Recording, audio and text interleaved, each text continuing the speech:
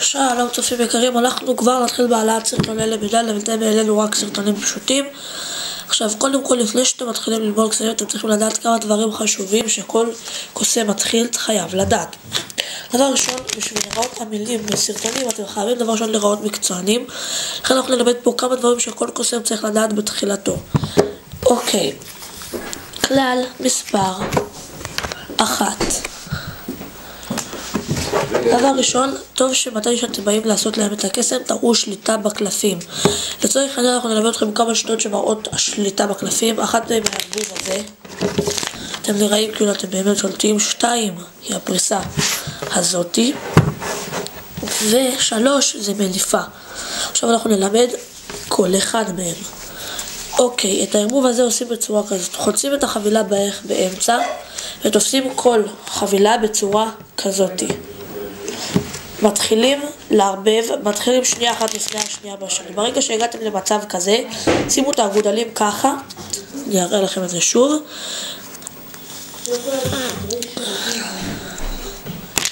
מערבבים, שמים את האגודלים ככה, אצבעות בצורה כימור ופשוט מרפים. אתה אחת לעשות שוב. עכשיו אני אראה לכם את זה כשזה מהיר.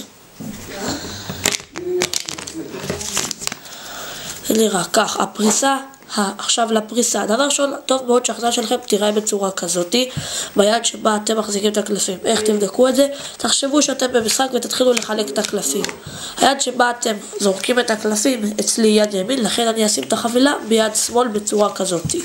האגודל פה תופס 3 האצבעות כאן, והאצבע כאן למעלה, שיש כאן רווח קטן.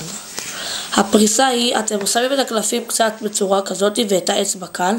ככל שאתם יותר עוברים, אתם מרימים יותר אצבע יותר. תראו איך זה נראה, צורה כזאת ממש יפה ומושלמת. אפילו אפשר לעשות את זה בכל מיני צורות, זה יראה ממש כאילו אתם שולטים בקלפים. ועכשיו לדבר השלישי, שזה המניפה. לצורך המניפה אתם צריכים דבר ראשון לתפוס את הקלפים, לשים אותם ביד שמאל, לשים את השפיץ הזה כאן לקראת סוף האמה, לשים ביד את הקלפים ככה ולסגור עם האגודל בערך באמצע. אתם באים עם האצבע עם האגודל איך שנוח לכם ומעבירים פשוט מאוד מהר, והמניפה חוזרת. להחזרה של מניפה יש 2 שיטות. אפשר להחזיר בצורה כזאת עם האצבע, אני אראה לכם איך זה נראה מהצד השני, ואפשר גם להחזיר פשוט מאוד עם האצבעות. אוקיי, ועכשיו לכלל השני. כשאתם באים להראות למישהו קסם, דבר ראשון, הראו לו שהחבילה היא חבילה מעורבבת. אם אין סדר מיוחד לחבילה, תערבבו אותו בשיטה הזאת או כל שיטה אחרת. אם יש סדר, תערבבו לו בשיטה שתשאיר את החבילה באותה צורה. נגיד למשל, לפי הסדר שלכם יש 4 קלפים למעלה, כמו בטריק של 4 האסים. פשוט מאוד תערבבו בשיטה הזאת, רק בצורה כזאת. תקפידו, דבר ראשון, אתם מערבבים, ותקפידו להשאיר גוש למעלה על החבילה, ותעשו. אם נגיד אתם רוצים שישמר למטה קלף ואפילו למעלה קלף, פשוט מאוד, אתם מתחילים דבר ראשון, נגיד אתם רוצים שהשלוש הזה יישאר למטה, מתחילים ככה, ואז מתחילים זה, וגומרים עם הלמעלה, והנה למעלה אותו הקלף, ולמטה אותו הקלף. כלל שלישי, כשאתם נותנים לו לבחור קלף, הראו לו את זה כאילו זו בחירה חופשית שלו. נגיד, אנחנו ניתן כמה שיטות איך אתם יכולים לדעת מה הקלף שלו, למרות שזה נראה כאילו בחירה חופשית. שיטה ראשונה היא לזכור את הקלף הראשון, נגיד כאן זה 6 עלה. אתם אומרים לו, תגיד לי מתי לעצור. נגיד הוא אמר כאן, אתם תופסים, ואם זה כמו שאתם רואים, אני פשוט מאוד מושך את ה6 עלה הזה לכאן, ונותן לו לקחת, מה שיצא לו כאן הוא 6 עלה. שימו לב איך זה נראה מהר.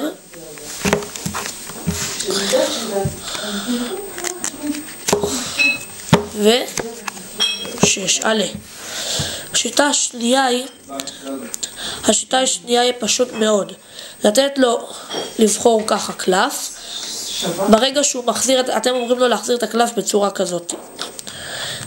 הוא אומר לכם, נגיד סטופ, פה אתם זוכרים, הקלף שמעליו הוא 6 עלה, אתם שמים את זה ככה, לא מערבבים, אלא פותחים ככה, כאילו סתם כדי לבחול, עד שאתם מגיעים לששל, תעשו את זה בצורה לא מחשידה, עד שאתם מגיעים ל6 לנסיך, והנה הקלף שמתחתיו זה 7 טלטל שלו. כלל רביעי, תמיד אמור להיות לכם ביטחון עצמי. אף פעם אל תגמגמו שאתם באים להראות לו את הקסם. אם אתם תגמגמו, הוא יחשוב שאתם לא מקצועיים, לא יודעים בדיוק את הקסם. דבר שני, אם יוצא לכם פשלה, זה לא כל כך נורא, אפשר לתקן את זה. וחשוב מאוד, תמשיכו להראות כאילו זה היה טבעי מצדכם הפשלה, כמו למשל נגיד, אתם אומרים לו, האם הקלף הראשון הוא שלך? נגיד למשל, ואמור להיות זה הקלף שלו, והוא אומר לכם לא, פשוט מאוד תחזירו את הקלף, יופי, עכשיו נמשיך, ותמשיכו באיזה דרך כלשהי. כלל מספר 5 והאחרון, כאשר אתם נותנים לו לבחור קלף, אף פעם אל תנסו להציץ לקלף של המתמודד, תנו לו להרגיש את הביטחון שלו, אפילו תסתובבו משהו, כדי שירגיש שאתם באמת לא מנסים לרמות אותו. תודה שהייתם.